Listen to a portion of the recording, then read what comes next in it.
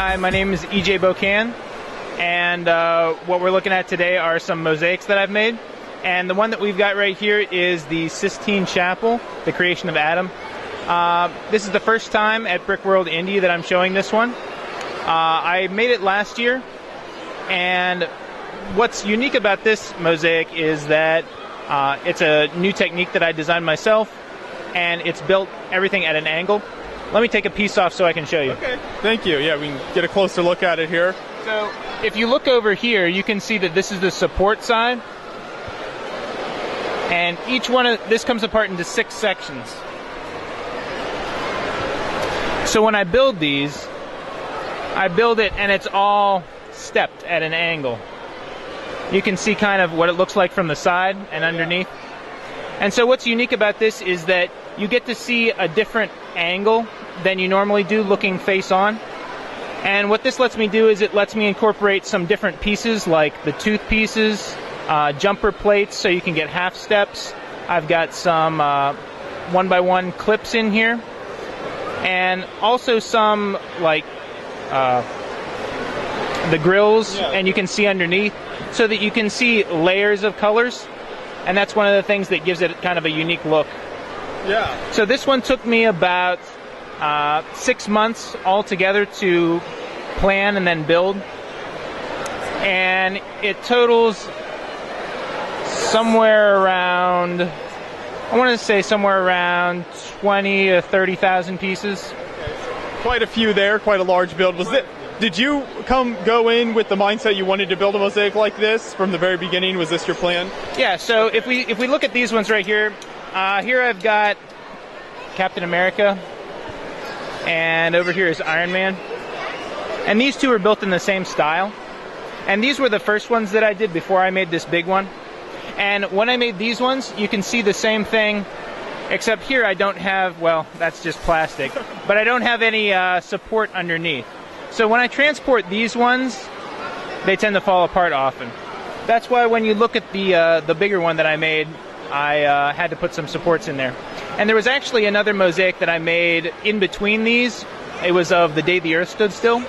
I don't know if you guys saw that, but I don't have it around anymore because I also did not have support and it fell apart. Yeah. So that meant an untimely end there, but I think I remember seeing that before. Yeah. I had that at Brickworld a few years ago. Okay. So those are those ones.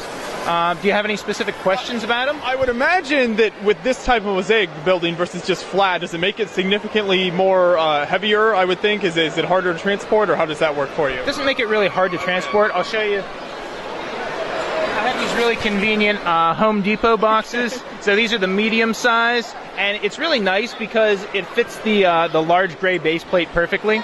So I can fit 2 of these sections in each box. So it gets me three boxes. They fit in here pretty well. And that's another challenge of coming to shows is planning. How are you going to transport it, and how are you going to set it up and make everything work? So this works out well. Okay.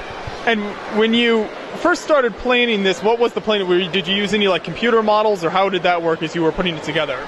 Sure. So a lot of mosaics are created using digital software. And basically you can import, or you can say, I'm going to use this color palette and it's all going to be squares, right? The challenge with this was it didn't use squares for the pictures. Because of the angle and the shapes of all these things, I had to make the entire image palette myself. So I created all the files for it. I think I made maybe 5,000 or 6,000 different files, just with different combinations of colors, and then I used that as a resource for the software to produce the image. I'm also working on some new mosaics using a new technique, and I've got about 11,000 or 12,000 files made. So hopefully I'm going to have something for Chicago this year. Yeah, very nice. What was the toughest part of putting this together? As you were doing it, was there something that really took you a while to figure out?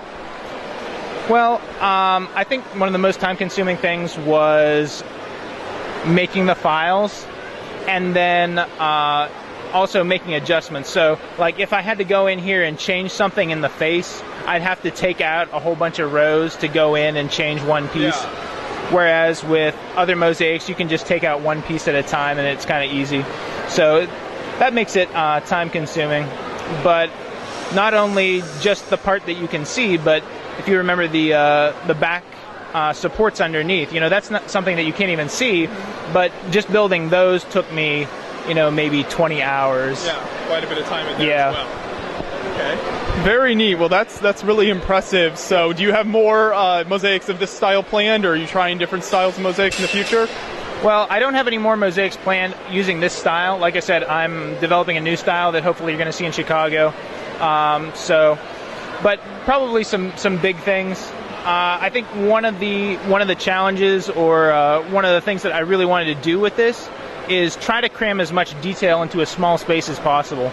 Because you see a lot of mosaics that are really big and they look really good, but I think it's more impressive when you can make something that's smaller and is detailed. Yeah, and I think you captured that perfectly with the build, so I appreciate you showing that to us. It's really cool. Yeah, absolutely.